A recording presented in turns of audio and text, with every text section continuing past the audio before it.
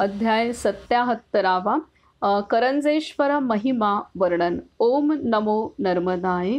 श्री मार्कंडेय उवाच ततो गच्छेच्च राजेंद्र कपिला तीर्थमुत्तमं स्नानमात्रः प्रसंगेन नर्मदेश्वर कीर्तनम। मुनिश्रेष्ठ श्री मार्कंडेय वदले, राजेंद्र, त्यानंतर उत्तम कपिला तीर्थास जावे, तिथे केवळ स्नान करावे व प्रसंगाने नर्मदेश्वराचे कीर्तन करावे।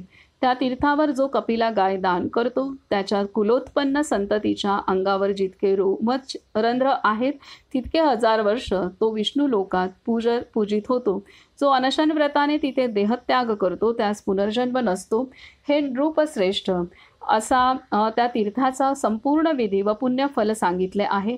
आता अजून काय विचारायचे आहे? हे उत्तम तीर्थ धन यश आयुवर्धन करणारे तसेच सर्व दुःखांचा नाश करणारे आहे। राजा, या तीर्थाचा महिमा श्रवण करणारा सर्व पापातून मुक्त होतो। राजेंद्र, त्यानंतर करंजेश्वर तीर्थास जावे, तिथे त्रैलोक्यात प्रसिद्ध असा दैत्य सिद्ध झाला। राजा युधिष्ठिरने विचारले, हे महाभाग, त्या तीर्थात कोण महातपस्वी दैत्य सिद्ध झाला? हे ब्राह्मण, तो कोणाचा पुत्र होता? त्याचे काय कार्य होते? तो कोणता काळ होता?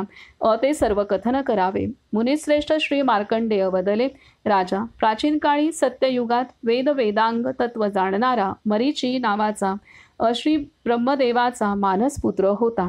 हे अनघ राजा चिरकालावधीनंतर त्याचाही कश्यप नावाचा मानसपुत्र झाला।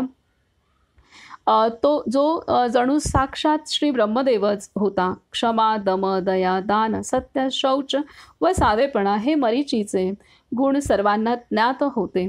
शिवाय ते सर्व गुण व यश कश्यप ब्राह्मणासही लाभले होते। हे भरत वंशोत्पन्न राजा, दक्ष प्रजापतीने हे जाणून कश्यप ब्राह्मणास पत्नी रूपात स्वकन्या दिल्यात। त्या अदिती, दिती आणि अन्य 11 कन्या होत्या। त्यांना अगणित मुले व नातू झालेत। अदितीने इंद्र आदी पुत्रांना उत्पन्न केले। कश्यप ब्राह्मणाच्या अन्य पत्नींनी नाग, प्रेत, पिशाच, पक्षी, राक्षस, सिंह, वाघ, वराह आदी उत्पन्न केले। हे महाभाऊ, त्या कश्यप प्रजापतीला इतके पुत्र झाले की ज्यांच्यामुळे स्थावर जंगम रूप महात्रैलोक्य व्याप्त झाले। या प्रकारे अजून एक महाभाग्यवान सर्व लक्षणांनी युक्त करंज नावाचा दनूचा पुत्र झाला। बली राजा समान त्याने महाउग्र तप केले। तेव्हा प्रभू श्री महादेवाने त्यास वर दिला, हे महासत्व अनघ करंज, मी तुझ्यावर प्रसन्न आहे, तुझे कल्याण होईल, तुझा मनोवांछित वर माग। करंज म्हणाला, त्रिपुरांत कर प्रभू, जर आपण माझ्यावर प्रसन्न आहात तर मला पुत्र नातवंडांसह धनवान करावे, असेच व्हावे। हे सांगून तत्क्षणी पार्वती देवी व गणांसहित बैलावर आरूढ श्री महादेव तिथेच अंतर्धान पावले। त्यानंतर अत्यानंदाने युक्त त्या दैत्याने स्वतःच्या नावाने श्री महादेवाची स्थापना केली आणि तो घरी निघून गेला। तेव्हापासून ते उत्तम करंजेश्वर तीर्थ संबोधले जाते। तिथे केवळ स्नान केल्यास ब्रह्महत्येच्या पातकातून मनुष्य मुक्त होतो। त्या तीर्थात जो पितर व देवांचे तर्पण करतो त्यास अग्निष्टोम यज्ञाचे पुण्य फल निसंदेह लाभते। त्या तीर्थात जो अनशन व्रताने देहत्याग करतो तो 20,000 वर्ष स्वर्गात राहतो। सरते शेवटी चांगल्या कुळात तो धनवान जन्म घेतो। तो श्रेष्ठ कुळात वेदांग तत्व जाणणारा सर्व शास्त्रात प्रवीण राजा व राजासम निसंदेह होतो। शिवाय तो निरोगी व पुत्र पौत्रांसहित असतो। हे भरत वंशोत्पन्न राजा, सर्व दानाची फल या तीर्थक्षेत्री मिळते। या उत्तम तीर्थाचे महात्म्य श्रवण पठन करणाऱ्यास हे करंजेश्वर तीर्थ पुण्यदायी, पापहारी, धनदायी, सर्व दुःखांचा नाश करणारे ठरते। जो पितरांचा भक्त श्राद्धात या महात्म्याचे श्रवण करतो त्याचे सर्व कर्म अक्षय होते, असे श्री शंकराने सांगितले आहे। हा श्री स्कंद पुराणातील रेवाखंडाच्या उत्तर भागातील करंजेश्वर महिमा वर्णन नावाचा 77वा अध्याय पूर्ण झाला। तर असं हे इथे दिलेलं आहे करंजेश्वर तीर्थ। आता एक एक तीर्थाची महिमा वर्णन केली जात आहे। पुढील अध्याय आहे अध्याय 78वा कुंडलेश्वर महिमा वर्णन। कुंडलेश्वर महिमा वर्णन। ओम नमो नर्मदाय। श्री मार्कंडेय उवाच ततो गच्छेच्च राजेंद्र कुंडलेश्वरमुत्तमं यत्र सिद्धिं गतो देवः कुंडधारी नृपोत्तमा. मुनिश्रेष्ठ श्री मार्कंडेय वदले, राजेंद्र, त्यानंतर उत्तम कुंडलेश्वर तीर्थास जावे. हे नृपोत्तम, तिथे कुंडधार देव सिद्धी प्राप्त झालेत. सुरासुरांना भयंकर महाउग्र तप करून तो कुंडधार मंदर पर्वतावर स्थित होऊन क्रीडा करत होता. राजा युधिष्ठिरने विचारले, ज्याने महाउग्र तप करून श्री महादेवास प्रसन्न केले तो महामती कोणाच्या वंशात उत्पन्न झाला व तो कोणाचा पुत्र होता? अनघ पूज्य कृपया मला विस्ताराने कथन करावे. मुनिश्रेष्ठ श्री मार्कंडेय वदले, राजा, पूर्वी त्रेतायुगात विश्रवा नावाचा पुलस्त्याचा पुत्र झाला. हे महाभाग राजा, त्याने भारद्वाजच्या कन्येशी विवाह केला. त्या स्त्रीने पुत्र गुणांनी युक्त धनंजय नावाचा पुत्र उत्पन्न केला. ते जाणून ऋषी व देवतांसहित प्रसन्न होऊन लोकपितामह श्री ब्रह्मदेवाने त्याचे नाव ठेवले. हे अनघ, विश्रवापासून उत्पन्न झालेला माझा नातू, मी तुला वैष्णवण नाव दिले, जो विशेषतः सर्व देवतांचा धनरक्षक व लोकपालांमध्ये चौथा नाशरहित यक्षराज होईल. तो श्रेष्ठ पुत्र यक्षराज कुंडधार नावाने विख्यात झाला.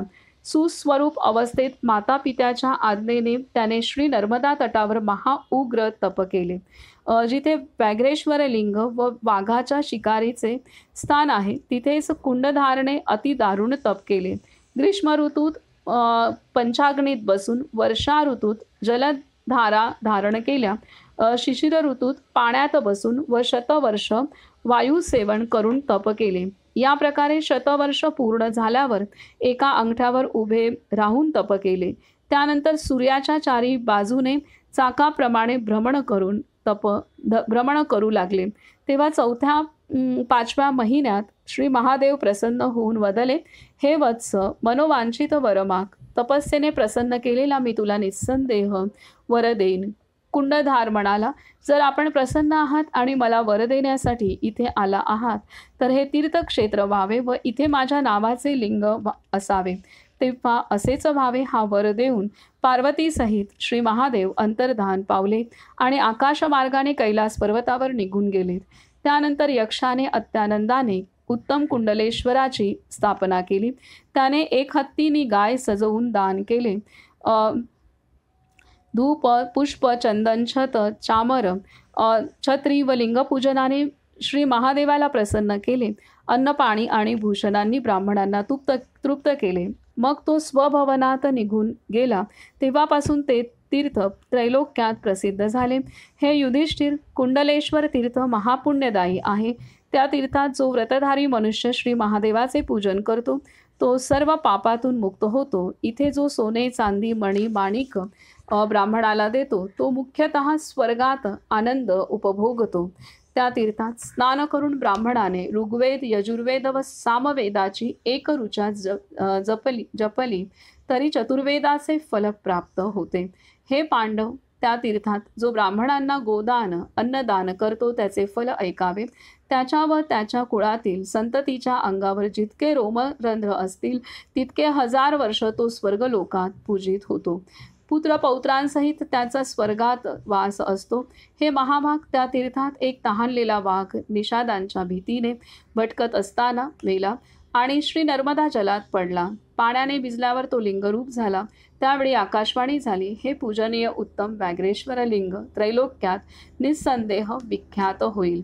त्या तीर्थात स्नान करून जो त्या लिंगाचे पूजन करतो तो ब्रह्महत्या आदी पापातून निसंशय मुक्त होतो. हे राजा, हे उत्तम कुंडलेश्वर तीर्थाबद्दल तुम्हाला सांगितले. याचा महिमा श्रवण कथन करणाऱ्यास हजारो गोदानाचे फल प्राप्त होते. हा श्री स्कंद पुराणातील रेवाखंडाच्या उत्तर भागातील कुंडलेश्वर महिमा वर्णन नावाचा 78वा अध्याय पूर्ण झाला. तर इथे कुंडलेश्वर सांगितलं आणि त्याचबरोबर इथे वाघ जो ज्याचा मृत्यू झाला आणि नर्मदा जलामध्ये इथे दिलेला आहे. नर्मदा जलामध्ये तो निषादांच्या भीतीने भटकत असताना मेला वाघ आणि नर्मदा जलात पडला, पाण्याने भिजल्यावर तो लिंगरूप झाला आणि तसं ते व्याघ्रेश्वर लिंगसुद्धा या तीर्थाच्या इथं आहे. तर असं हे अनोखं असं हे मैयाच्या तटी घडलेला इतिहास आहे आणि मैयाची अद्भुत शक्ती आहे. अर्थात तो जो वाघ आहे तो पण त्याचा पण काही पूर्व इतिहास नक्की असेल आणि त्याला ती योनी प्राप्त झाली वाघाची असणार आहे आणि त्यामुळे तिथे नर्मदा जलामध्ये त्याचं देह जेव्हा मृत्यूनंतर पडला तेव्हा ते लिंग तिथे निर्माण झालेलं आहे. तर असा अद्भुत आणि रोमांचकारी शक्तिशाली असा इतिहास आहे मैयाचा आणि मैयाच्या तटी ज्यांनी ज्यांनी तिथं सहवास घडला, मग देवी देवता असो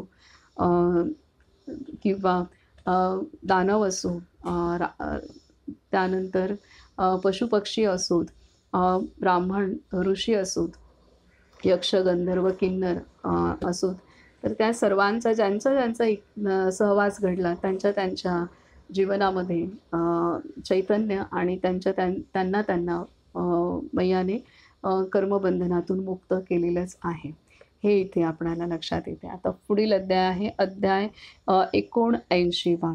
पिप्पलेश्वर महिमा वर्णन. पिप्पलेश्वर महिमा वर्णन. ओम नमो नर्मदाय. श्री मार्कंडेय उवाच. ततो गच्छेत्तु राजेंद्र पिप्पलेश्वरमुत्तमं यत्र सिद्धो महायोगी पिप्पलादो महातपः.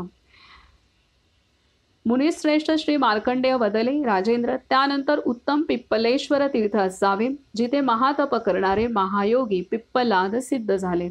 राजा युधिष्ठिरने विचारले, हे प्रभू, मी पिप्पलादचे चरित तसेच त्या तीर्थाचे महात्म्य सुद्धा ऐकू इच्छितो जिथे महातपस्वी पिप्पलाद सिद्ध झालेत. महाभाग, ते कोणाचे पुत्र होते व त्यांनी का तप केले हे अनघ हे विस्तारपूर्वक मला सांगावे.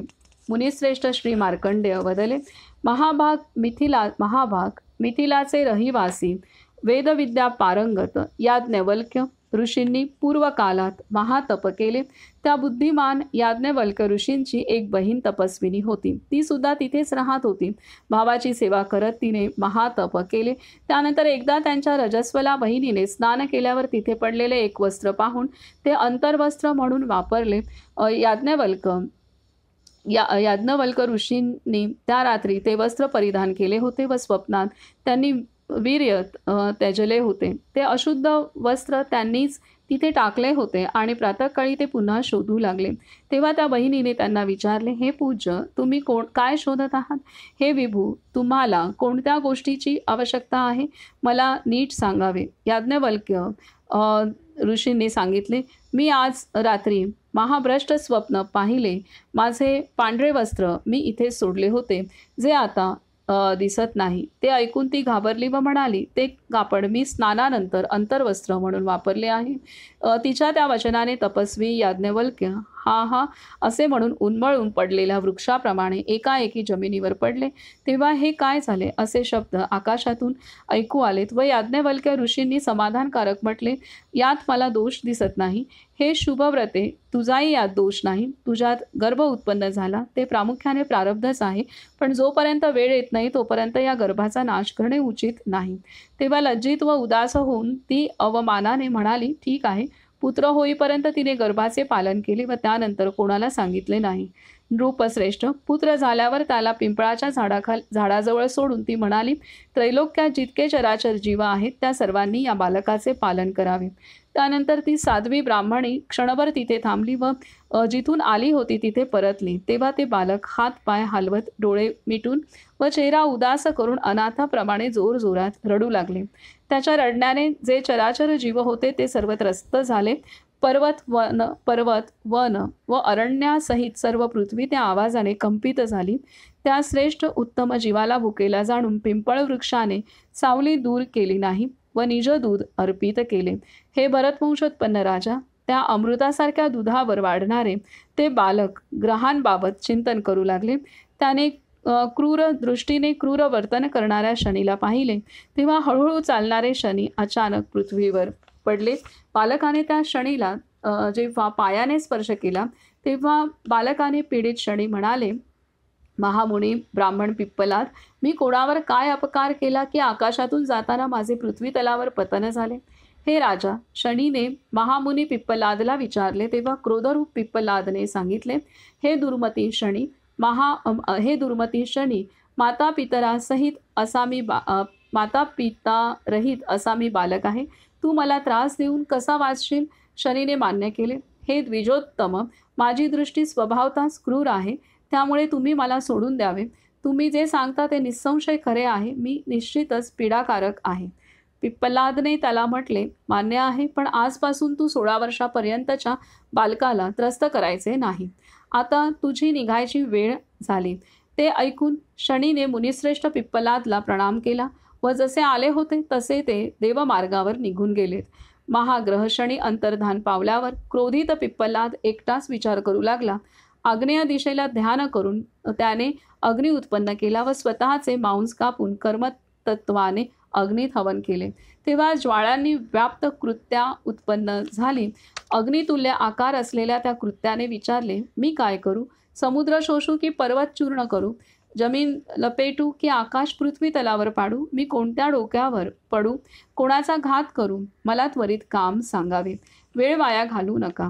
कृत्याचे वचन ऐकून क्रोधाने डोळे लाल लाल झालेले पिप्पलाद बदले, हे कल्याणी, मी अत्यंत क्रोधावेगाने तुझे चिंतन केले. माझे पिता याज्ञवल्क्य आहेत, त्यांना तू त्वरित ठार कर. हा आदेश मिळालेली कृत्या शीघ्र जणू आकाश फाडत मिथिले जिथे महाबुद्धिमान महातपस्वी याज्ञवल्क्य तप करत बसले होते तिथे पोहोचली. तेजस्वी याज्ञवल्क्यांनी त्या दिशेकडे पाहताच अग्नी सूर्यासमान तेजस्वी ते भूत उपस्थित झाले. अचानक आलेल्या कृत्याला पाहून महामुनी ब्राह्मण याज्ञवल्क्य अतिशय भयभीत झाले. त्या भूताने आक्रमण केल्यावर ते राजा जनकाकडे येऊन म्हणाले, हे नृपश्रेष्ठ, स्वरक्षणार्थ आलेल्या मला जाणून घ्या. मानद, जर आपण समर्थ असाल तर मला या महाभूतापासून वाचवा. राजाने सांगितले, हे महापती, ब्रह्मतेजापासून उत्पन्न झालेले हे भूत महाशक्तिशाली असून त्याचे निवारण करणे अयोग्य आहे. यास्तव मी आज समर्थ नाही, आपण अन्यत्र जावे. त्यानंतर शरणार्थी महातपस्वी याज्ञवल्क्य अन्य श्रेष्ठ राजांकडे गेलेत, पण निराश झाल्यामुळे इंद्रदेवाला शरण जाऊन म्हणाले, हे देवराज, आपणास नमस्कार असो, मला या महाभूतापासून वाचवा. त्याचे हे वचन ऐकून देवराज इंद्र बदले, मी रक्षा करण्यास असमर्थ आहे, कारण ब्रह्मतेज महादुस्सह आहे. त्यानंतर वेद जाणणारे श्रेष्ठ ब्राह्मण याज्ञवल्क्य ब्रह्मलोकात व विष्णुलोकात गेले. ते समर्थ असूनही भयामुळे त्यांनी ग्रहण केले नाही. मग जगण्याची आशा सोडून अतिशय भयग्रस्त याज्ञवल्क्य पाठीमागे लागलेल्या त्या भूतापासून पळून जात श्री महादेवाकडे गेले व योगबलाने श्री महादेवाच्या नखाखालील मांसाच्या आत लपले. त्यांना श्री महादेवाने पाहिले नाही तोपर्यंत अग्नी सूर्य देवासमान तेजस्वी न दिसणारे भूतही आले.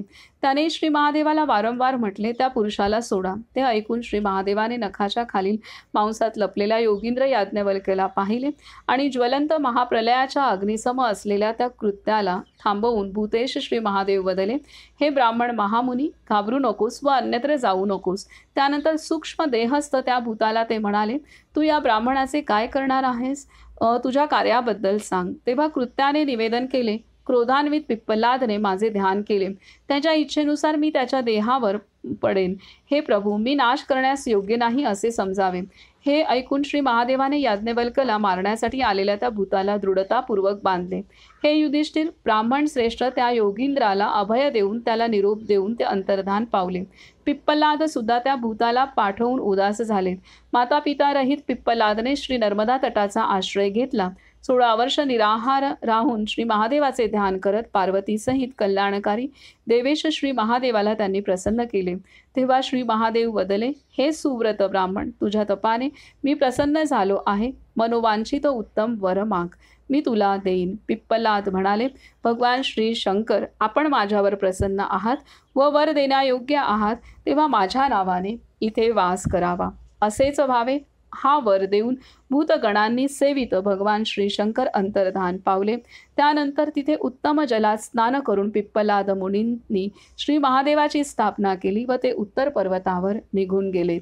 हे राजा, त्या तीर्थात मंत्रांसहित भक्तीने स्नान केल्यावर पितर व देवतांचे तर्पण करून श्री महादेवाचे पूजन केल्यास अत्युत्तम अश्वमेघ यज्ञाचे फल प्राप्त होते.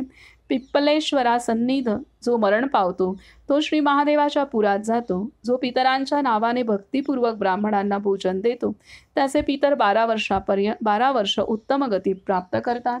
जो संन्यास घेऊन त्या तीर्थात देह सोडतो त्याला पुनर्जन्म नसतो.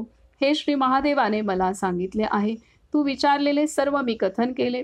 पिप्पलादचे महात्म्य व उत्तम पिंपळेश्वराचे हे आख्यान पुण्यदायी, पापहारी, धनदायी व दुःखनाश करणारे आहे. याचे पठन व श्रवण करणाऱ्यांना सर्व पापातून मुक्त करणारे आहे. हा श्री स्कंद पुराणातील रेवाखंडाच्या उत्तर भागातील पिप्पलेश्वर महिमा वर्णन नावाचा 79वा अध्याय पूर्ण झाला. श्री नर्मदाष्टकामध्ये आद्य शंकराचार्य यांनी सुद्धा पिप्पलाद या ऋषींचं त्यांचं पण एका श्लोकामध्ये आलेलं आहे. तर असे हे ज्यांनी पिंपळाच्या दुधावर पिंपळाच्या वृक्षाखाली त्यांची वाढ झाली आणि पिंपळाच्या वृक्षाने त्यांना दूध पाजलं, तर त्यामुळे ते त्यांचं सामर्थ्य एवढं होतं की शनी ग्रह ग्रहाला सुद्धा त्यांनी सांगितलं की बाबा तू 16 वर्षांच्या बालकापर्यंत त्यांना त्रास देऊ नकोस. 16 वर्षानंतर जे काही करशील ते कर बाबा, पण 16 वर्षापर्यंतच्या बालकांना तू त्यांच्यावर तुझी वक्रदृष्टी पडू देऊ नकोस. हे केवढे अधिकारी असतील हे पिप्पलाद. आणि वाढलेच निसर्गाच्या सहवासात, जन्म पण झाला अशा पद्धतीने की एक आपण आत्ता जे टेस्टिव्ह बेबी होतात त्या पद्धतीनेच तो जन्म आहे पाहायला गेलं तर. त्यामुळे तो जन्म हा पवित्रतेतनं झालेला आहे आणि त्यामुळे कोणताही विकार वासना रहित हा जन्म आहे. त्यामुळे ते तितके शुद्ध, पवित्र, तेजस्वी आणि निसर्गाच्या छत्रछायेत वाढलेले, त्यामुळे अत्यंत सामर्थ्यशाली असे पिप्पलाद आहेत. हे इथे आपल्याला लक्षात येतं. तसंच इथे जे पिप्पलाद त्यांचे जे पिता म्हणजे याज्ञवल्क्य, तर त्यांनी सुद्धा सूक्ष्मदेह धारण करून की त्या अग्नीपासून स्वतःचं संरक्षण करण्यासाठी ते शंकराच्या नखाच्या खाली त्या तिथं लपलेत. म्हणजे किती सूक्ष्म शरीर त्यांनी धारण केलं असेल. जे आपण इंग्लिश पिक्चर असतात लहान मुलांचे, तर त्याच्यामध्ये अनेक काही असे पिक्चर आहेत की त्याच्यामध्ये की मनुष्य मोठा असलेला, एकदम सूक्ष्म झालेला दिसतो आणि काही वेळेला सूक्ष्म असलेला जीव पण तो मोठा दाखवतात. तर आता हे त्यांनी त्यांच्या कल्पनाशक्तीने करतात. परंतु आपले ऋषीमुनी एवढे सामर्थ्यवान होते की त्यांचं पूर्ण जे देह होता तो ते सूक्ष्म करू शकत होते, पुन्हा ते व्यापक करू शकत होते. एवढं सामर्थ्य त्यांच्या, एवढी सिद्धी त्यांच्यामध्ये होती. तपस्येच्या बलाने ते तेवढं करू शकत होते. हे इथे आहे आणि हे असत्य नाही आहे, हे शक्य आहे. कारण एकाच ठिकाणी असूनही संत अनेक ठिकाणी दर्शन देतात आणि ह्याची उदाहरणं आपण तुकाबाईंच्या संदर्भात पण पाहिलेली आहेत महाराजांचं चरित्र वाचत असताना. तर ह्या पद्धतीने आहे, तर त्यामुळे त्यांना अशक्य असं काही नाही आहे. आत्ताच्या समयात जे संत झाले ते सुद्धा अशा पद्धतीने त्यांच्यामध्ये सामर्थ्य आहेत. हे तर त्या काळामध्ये असलेले ऋषीमुनी आहेत, पूर्णतः अरण्यात राहणारे, तिथं तपश्चर्या करणारे, तर त्यांच्यामध्ये तेवढं सामर्थ्य निश्चितच होतं. त्यामुळे हे इथे कुठली अतिशयोक्ती नाही आहे. तर हे सामर्थ्य त्यांना सिद्धीमुळे, त्यांच्या तपस्येमुळे त्यांना जी सिद्धी प्राप्त झालेली असते त्याच्यामुळे त्यांच्यामध्ये ते असतं.